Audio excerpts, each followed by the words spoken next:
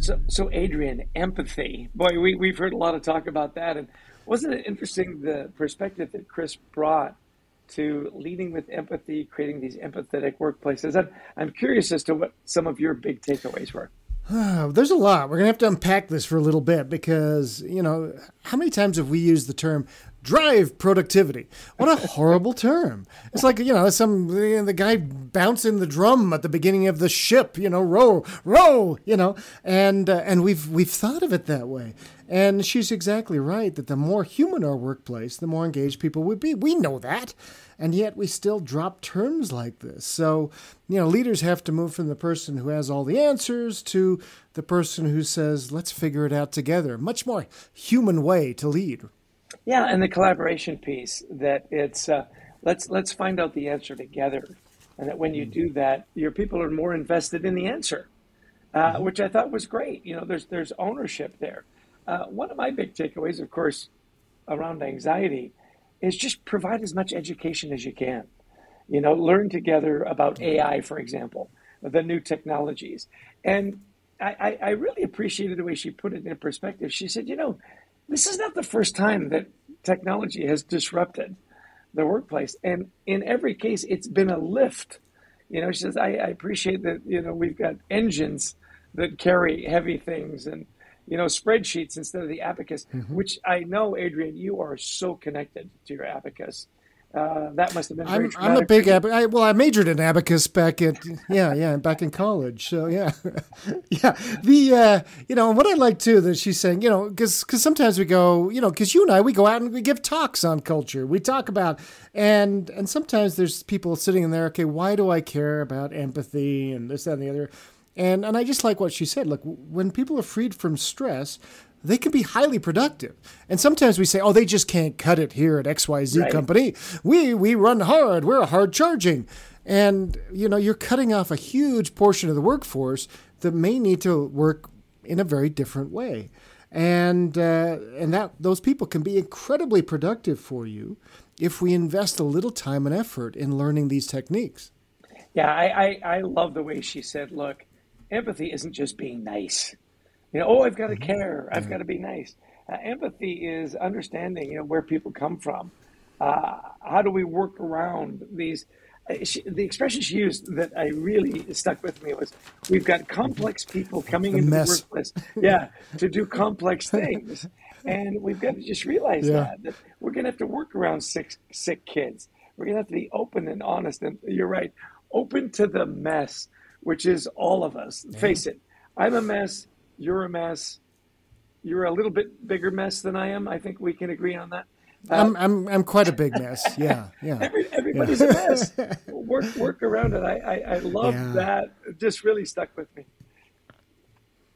Well, and also working together. So then you asked that question around that idea of collaborating versus competing. And how many times, even just a few years ago, did we see that, a company would, we're pitting Pittsburgh against Cleveland, and who's going to come out on top? It's like, you're not competing with each other. You're competing with your competitors. Right. You're not competing internally. And how hard is that message for so many leaders to get across? And so she's saying, look, that's not helping people. Let's work together. Let's and the word that we're hearing more of is co-create instead of collaborate, right? That's a higher kind of level. Yeah, and personal rituals. I loved it when she said, be empathetic to yourself, be kind to yourself, put down the measuring stick. Gosh, with all the stuff that we get every day, whether it's your news feed or your Facebook feed or Instagram, we're constantly measuring ourselves against everybody else and say, I am enough. I am enough. I mean, I was at a hockey game last night, and I'm amazed at how competitive people are in the stands to see how many times they can get on the Jumbotron. I'm like, it doesn't matter. We're here for the game, Let's just watch the game. That is not going to change your life. Yeah, to be on the Jumbotron. I was on the Jumbotron four times. They go, great, good for you. Yeah. Put down the measuring stick. We all are too competitive. in those silly ways. In a minor, I don't know if they call it minor league hockey game. Yeah, I was on the Jumbotron 4 times. Yeah, that's awesome. All right, well, so my last thought too was, and she's exactly right. Chris was saying we're in this collective state of grief. I haven't thought about it that way, but you're right. We've all lost, whether we've lost some freedoms. We went on vacation to our favorite place, and it was just different than last summer than it was before. And it was this kind of grief. What happened? We've all lost people. We've all lost, loved ones. We've lost some ways of working, etc. That we need to give ourselves a break, that we're not alone. We've all faced this. And, to give ourselves a little beat here and realize that, be kind to ourselves. Yes, be kind. You're not alone. Be kind to yourself. You're not alone. Self-recognition fuels your ability to connect. I just thought that was a beautiful way to end the conversation.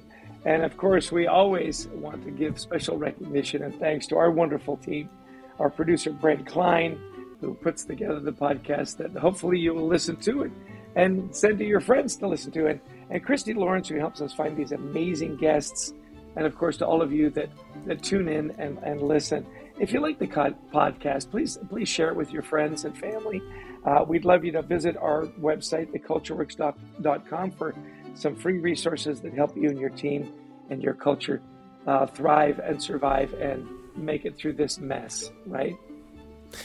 And we love speaking to audiences around the world, virtually or in person, on the topics of culture, teamwork, and resilience.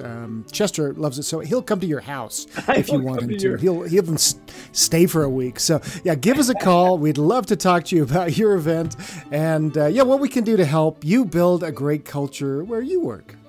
So have a great week. We hope that you'll tune in again soon and take care of yourself. You are good enough and you are not alone. Take care. Cheers.